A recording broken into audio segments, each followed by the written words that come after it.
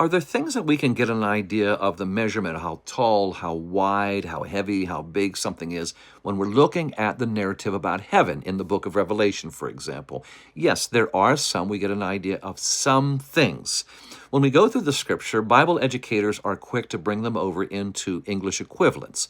For example, when you're seeing the reference constantly in the Old Testament to the length of something being in a span, you are technically your own walking measuring tape whenever you're working in any kind of construction or building, different creations. And so a span, it's about 9 inches in English equivalent.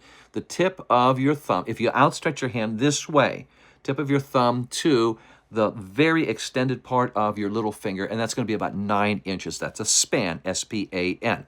The cubit, you're more familiar with that term, is the tip of the elbow to the tip of the middle finger, putting it down, and that's going to be the English equivalent of about 18 inches. Then somebody says, well, what about this length in English equivalent, Jerusalem to Bethlehem? Well, that's going to be just short of 6 miles. Or somebody says, Sea of Galilee, how big is it? It's like the Great Lakes? No, not at all. It is at its longest 13 miles, and its widest, Sea of Galilee, is around 8 miles. So we're getting an idea. Now we start talking about heavenly things and biblical numbers or measurements.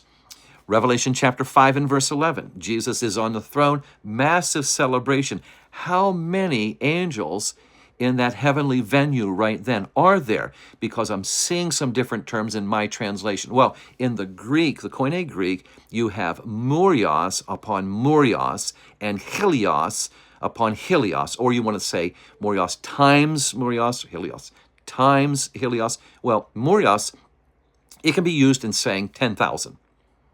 The Koine Greek would say, you could say generally. You see, I'm just kind of being soft about it because it's not really a hard term. It kind of says, well, it takes you beyond the number we really want to count.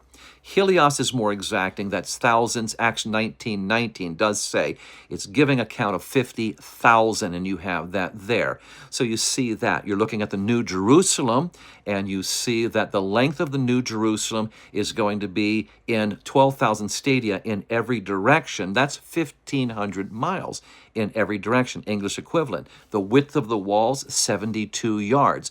What about the measurement of the temple? Well, the tallest temple on earth in the Bible, as we read, Herod's temple was 14 stories tall, but the one in heaven, we don't even know. Why? Revelation 21:22, God himself is the temple, and that's beyond any measurement.